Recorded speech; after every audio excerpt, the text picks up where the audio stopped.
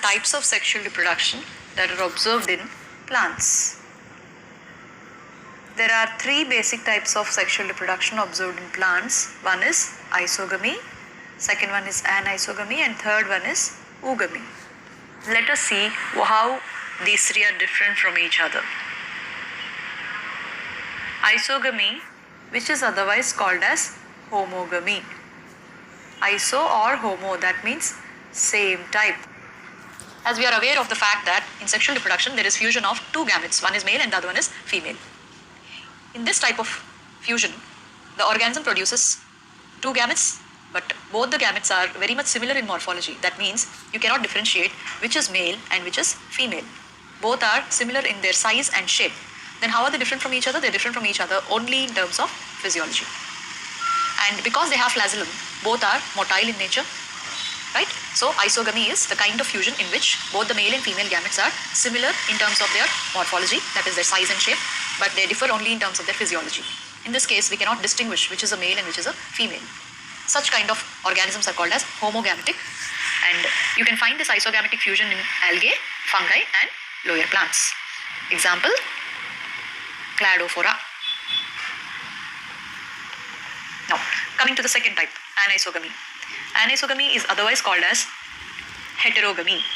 Why are we calling it as heterogamy? Because hetero means different. That means here the gametes that are involved in fusion are dissimilar in size. That is, you can differentiate which is male and which is female. But depending on whether the gametes are motile or non-motile, they are of three types of anisogamy. Anisogamy is observed in certain fungi, higher vertebrates and vertebrates. And those organisms that are known to produce two dissimilar gametes are called as heterogametic, right? So here, the organism produces the male and the female gametes. Both the male and female gametes are dissimilar. They are not identical to each other in terms of their morphology as well as physiology. Both the gametes can be motile or non-motile in nature. Anisogamy is of three types again. As you can see, the large, in general, the female is large and the male gamete is smaller and the female is large in size. Now you can see here, in case A, both the large female and the small male both are motile in nature, and in the second case, the large female is non-motile and the small male is motile. The third case, both the large female and the small male gamete both are non-motile. So depending on their motility, anisogamy is further classified into three types. So whatever it is, the general fact is that the female gamete is always larger and the male gamete is always smaller in size. Now coming to the third type, oogamy. Oogamy is also a type of heterogamy in which the female gamete is essentially large and non-motile. Female gamete is large and non-motile, and the male gamete is essentially small and motile. So oogamy is also a kind of anisogamy. Here the female is essentially large and non-motile, but the male is smaller and motile. Oogamy is the most common type of sexual reproduction observed in the nature. The female gamete is usually called as the egg cell or the ovum, and the male is called as the sperm or anthrozoid.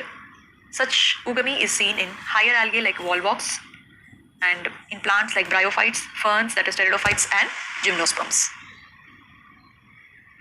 Now, based on this information, let us identify the gametes that are given here. So, in case A, you can see both the gametes are similar in their size and shape. So, this is homogametic in nature. Homogametic, right? This is an example of isogametes of Cladophora. Here you can see one large non-motile and a small motile. So whenever you come across this one large and one small, you can distinguish between the male and the female. They are not no way similar to each other. So this is heterogametic, isn't it? Now in this heterogametic, the large non-motile is the ovum, the female gamete, and the small motile is the sperm. In case B, you can see it is an example of another variety of algae called fucus. So A is also an example of algae, B is also an example of algae, but in A, Cladophora is homogametic, and in B, fucus is heterogametic in nature. And if you take the case C, this is an example of oogamy in humans.